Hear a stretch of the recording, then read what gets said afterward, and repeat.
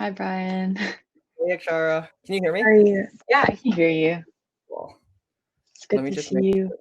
good to see you too. Let me just make sure screen is good on my Yeah, yeah, end. go for it.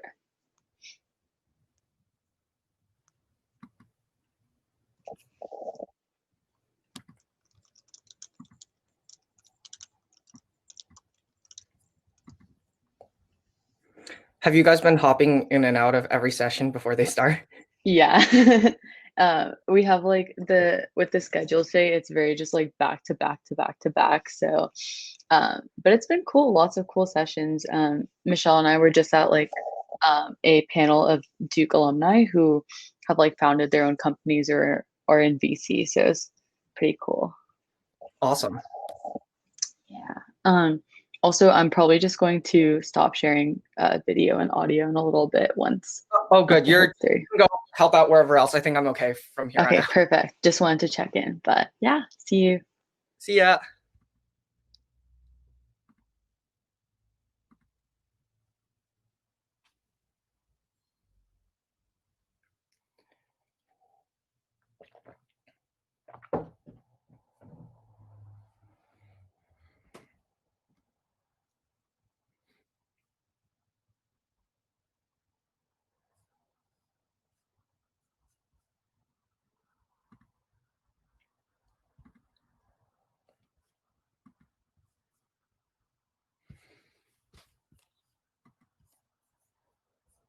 Hey, Sam.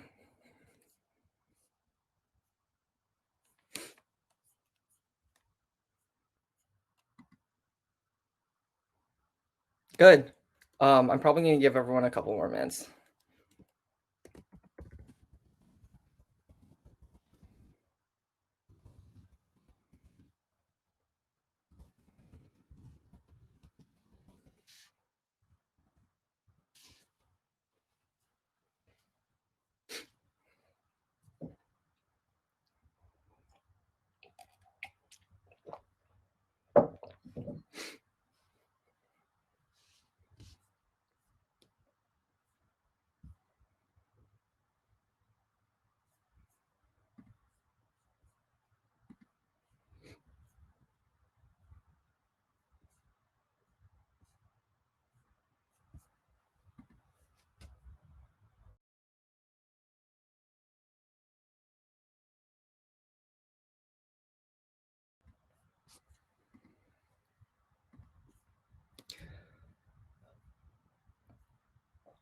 Okay. Hey, can everyone hear me?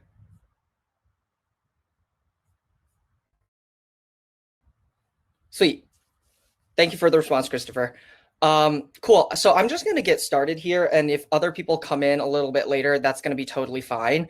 But just for the structure of how I'm actually going to do this today. So I think the actual presentation part of it should take somewhere around 15 to 20 minutes. And then I'll give you guys time to ask any questions in the chat, or I haven't used Hopin before. So I think you can come up through the moderation panel if you would like to speak or ask a question via video. And then at the end, I'm going to take some time to make sure that you guys actually have the chance to practice pitching to each other and to me as well. And so the TLDR on that is it's going to be on Glimpse, which is what my team has been building. And it's actually great for this. So I want to get the chance to hear your ideas and also kind of practice with you and kind of figure out how to improve your pitches. So with that said, it looks like there's a decent number of people here, and I'm just going to dive in and get started. So thank you guys for coming to this session. I'm going to be running it on pitch practice and framing a simple idea as the next big thing. So a little bit about me to start off with. I'm really excited to be here as participating and running a session this time because I've been a hacker in HackDuke for the past 3 years and actually was in the shoes that you guys are in right now. So I'm really excited to be able to come and give back and actually contribute to what you guys are doing this year. I was a Duke student, originally class of 2021, but this past January, my co-founder and I took a leave of absence from school and went out to California to participate in the Winter 20 batch of Y Combinator, which is an incubator out in California. And right now, I am the co-founder of Glimpse, and our company has built a product designed to engage larger groups via video through one-on-one round-robin video chats. So that's actually what we're going to use later to make sure that everyone gets the chance to practice pitching with each other and to me as well. I want to be able to hear your ideas and help kind of pinpoint how you can go from where you're starting to something that's a much stronger pitch. So with that said, the reason I'm really excited about HackDuke this year and really all the time is because they're kind of different from most other hackathons where the emphasis is on a particular prize. HackDuke's always had these themes about social impact and doing good and making a positive difference on the world. And that's something that has always resonated with me because the reason I actually got started with coding to begin with was because when you're able to code, when someone comes to you with a problem, you can actually understand that problem and build a solution on top of existing software that already exists and deploy something quickly and at scale to make a real impact on their life. And so HackDuke, when they have a theme relating to impact, it's something that matters a lot to me and matters a lot to my entire team at our company. And simultaneously, pitching is actually very much about impact. And so, these all tie very well together. So I'm really excited to be able to talk to you guys about this. Cool. So to start off, I'm actually going to talk about a little mistake that happened over the last few days that actually ended up being something that was kind of useful for this talk. So the original title of my session was Pitch Practice, framing a simple idea as the next big thing. And I think somewhere along the line, there was a communication error or something, or someone decided to make me sound more impressive than I actually am, or like pitching my talk is better than it actually should have been. So the title started changing, and first someone took out framing a simple idea and changed it to taking small idea. And someone took out the next big thing and changed it to $1 billion. And then they decided that wasn't enough, so they threw in Y Combinator as a buzzword there. So basically 2 days ago, I woke up and my talk was no longer what it was originally called and was now all of a sudden Y Combinator and taking small idea to address $1 billion.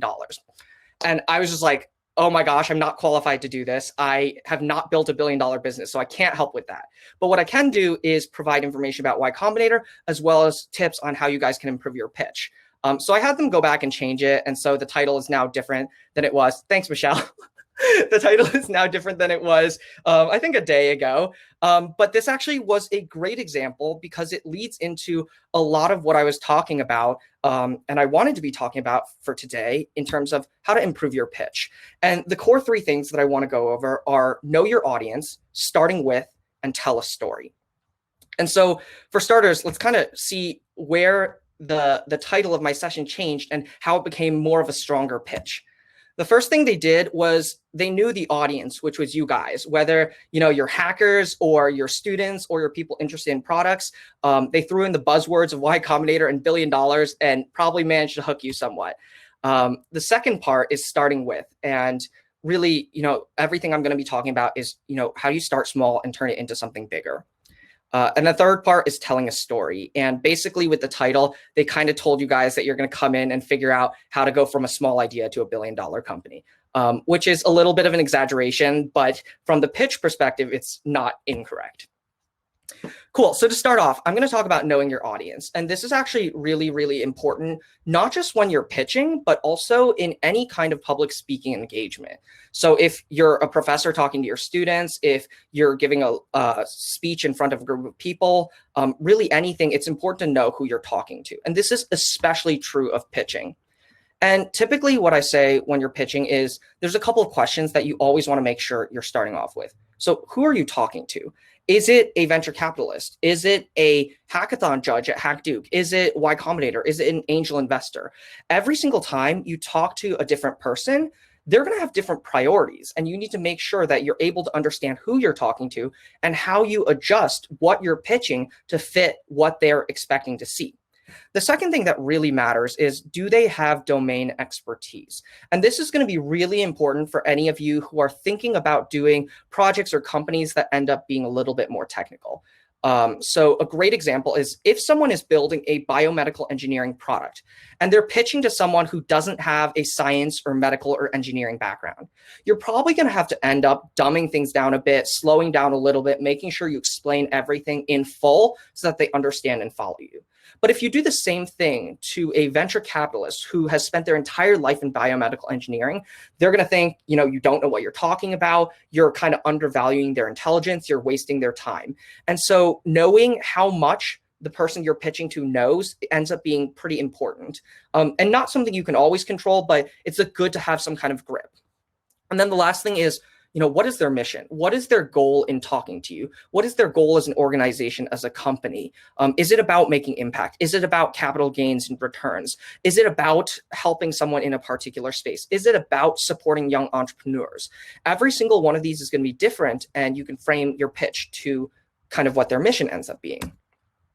So I'm actually going to go over a couple of small examples and ones that might end up being relevant to you. So for starters, in venture capital, when you're pitching to a VC, one of the most important things that comes out is your growth and traction. And for anyone who's just beginning a project or an early stage company, this is going to be really hard to come by.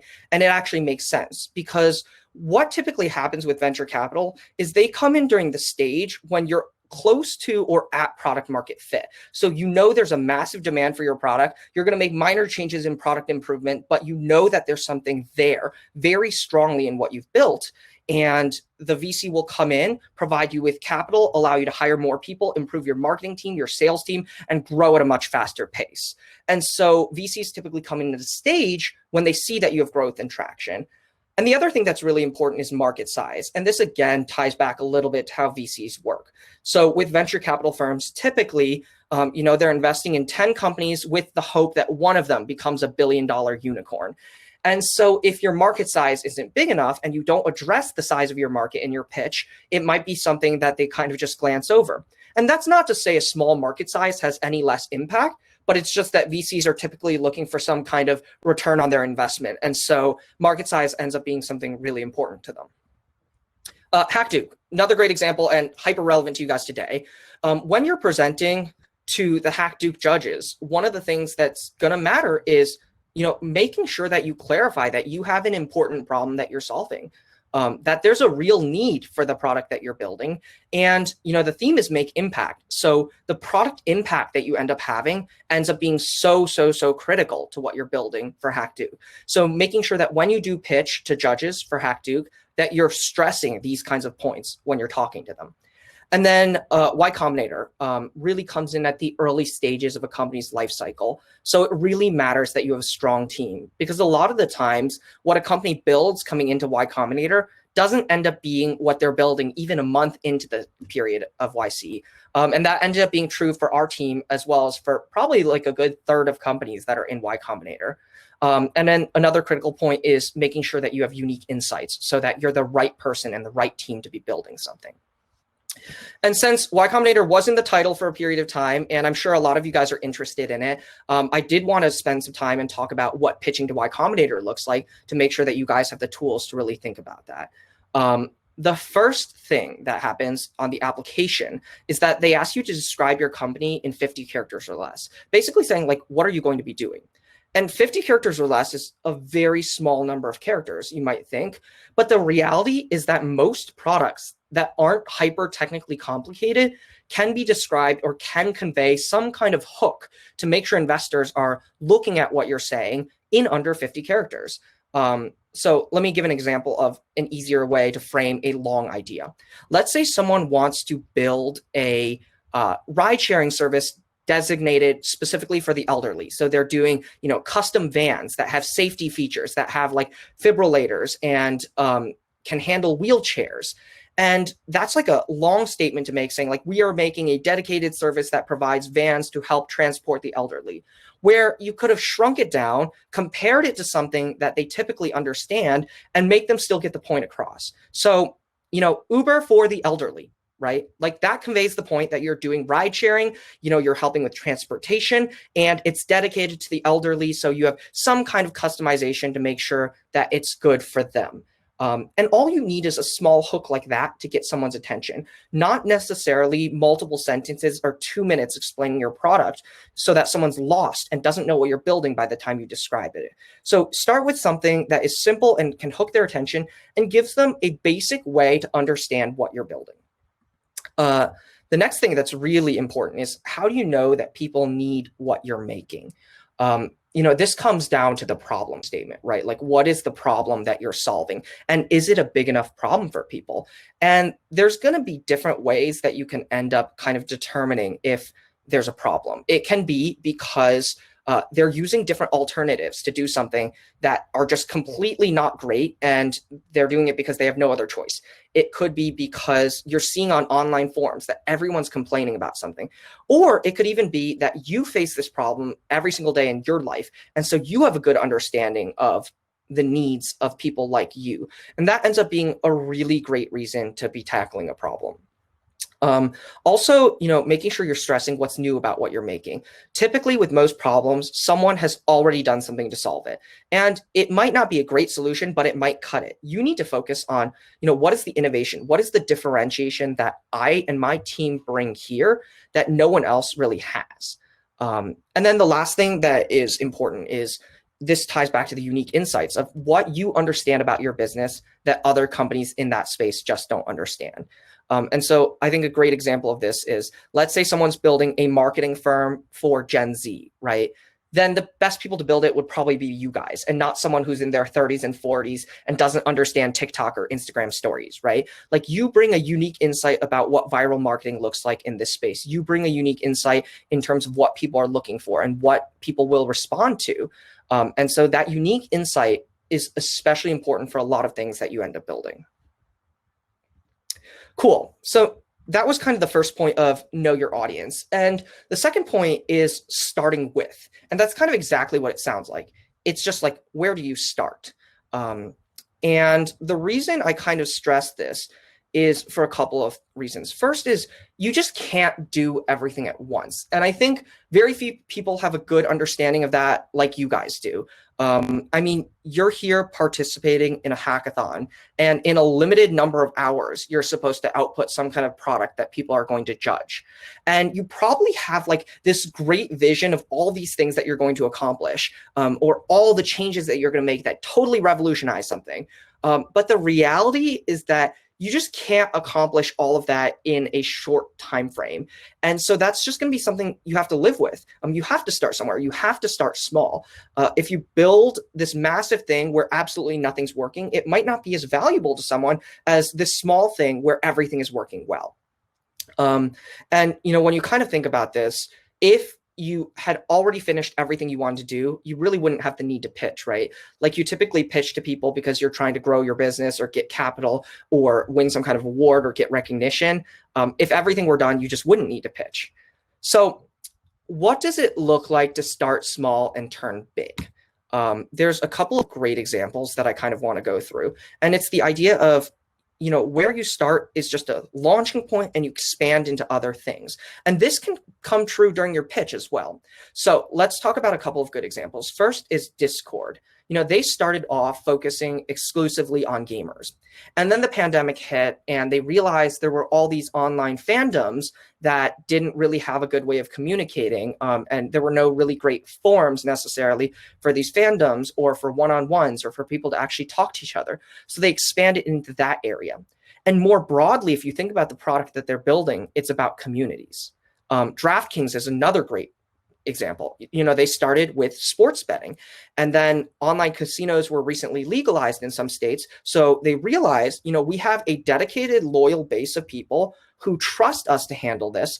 And there's not really good online casinos. So let's expand into that place as well. And then they're broadly expanding into this space of online entertainment. And then you've got Starbucks, which kind of proves that you don't need to be a tech company to really embrace this idea of, starting somewhere and then expanding, right? Starbucks was coffee initially, and then they realized, a bunch of people were coming in, young professionals who were drinking coffee and needed to rush off somewhere and wanted to pick up a quick thing while they were at Starbucks. a quick, healthy meal, not necessarily like fast food, but not necessarily like a full multi-course meal. And so they expanded into the food space, and broadly, they're in this kind of lifestyle space. And then probably one of the most relevant examples that you guys are using right now is Uber, right? Like prior to the pandemic, it was just exclusively ride hailing. And then all of a sudden that entire business was shut down, but people still needed food, and they just rapidly focused on their food delivery business and broadly into this space of mobility. So this really kind of emphasizes, you can start somewhere, but that's not necessarily everything, right? Two other great examples. Airbnb. When they started back in 2008-ish, they were really focused on booking rooms with locals. And over time, they realized that part of what was important about what they were providing people is like this entire experience of what they were doing. So they were making sure that you had people to communicate with who are locals. They were giving you a place to stay. They were giving you a sense of belonging. And so over time, they shifted from really the smaller tagline of book rooms with locals into this belong anywhere model, where they're really focused on, what are all of the experiences that we can bring together that expand well beyond booking a room with a local. And then my favorite example ends up being Amazon. Back in the late 1990s, Jeff Bezos was looking at online e-commerce and realized that one of the good areas to start would have been books. And so at the time in 1997, they pitched themselves as Earth's biggest bookstore. And now that is not at all what we think of them as, right? Like most of you probably haven't even bought a book on Amazon at this point. You use it for every other thing that you're trying to purchase in your life, but probably not books. And so what ended up happening is, they started small and expanded into all these other places. And this is really important for when you're pitching, especially when pitching at a hackathon, where what you build initially is not at all what you're ultimately going to be building. And so this is kind of the way I sum up all of this. It's just what you built is not what you'll be. And I think that's really important to remember. And it's okay when you're pitching to be like, we've started with this, but this is where we're heading. And the last thing that I would say is really important is making sure that you're telling a story. Because at the end of the day, anytime you're pitching, you're trying to get something from the person that you're talking to. Maybe you're trying to get them to vote for you for HackDuke. Maybe you're trying to get them to fund your idea. Maybe you're trying to get them to join you as a mentor. Maybe you're trying to get them to join you in a partnership. But the core thing is you're trying to convince them of something. And so you need to give them a reason to buy in to what you're selling to them. And there's kind of like 3 smaller subpoints that I typically think about when really focusing on this idea of buy-in and really telling a good story. The first one is you need to make me believe that you have a really important unsolved problem. I need to know that what you're doing is going to make an impact on people's lives. I need to know that people are using terrible alternatives and are really struggling with this problem. And there's something here, and that you're going to solve it. And the second thing I need to know is that you have a great team, and your team is uniquely suited to solving this problem. And you're going to come up with the best solution if you don't already have it. And you're going to build towards some grand vision, which extends well beyond what you already have.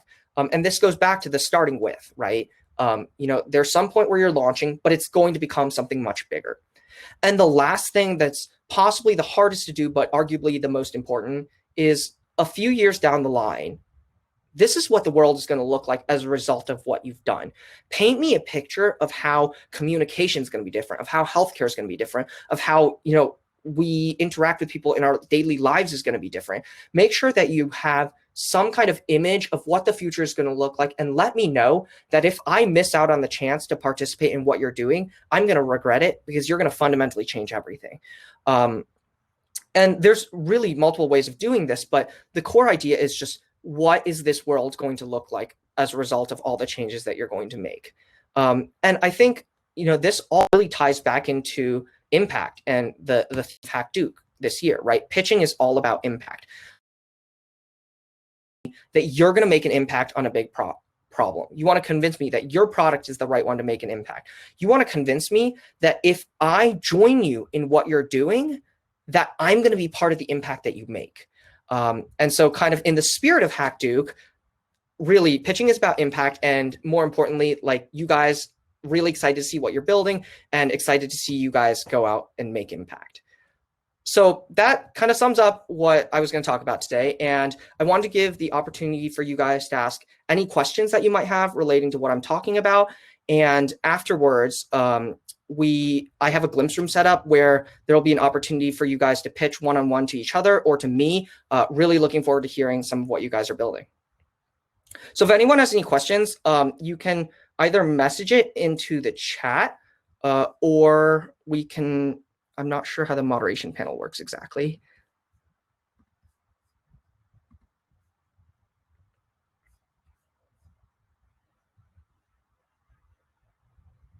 Michelle, am I supposed to admit you?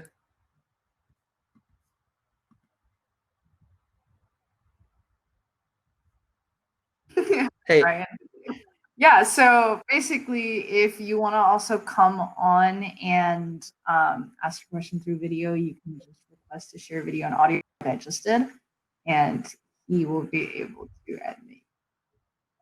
But yeah, thank you so much for coming and speaking. Sorry, thank you for having me. Sorry about your workshop name. No, it was all good. It ended up working out pretty well. Yeah, I'm glad it worked out. I'm glad it worked out.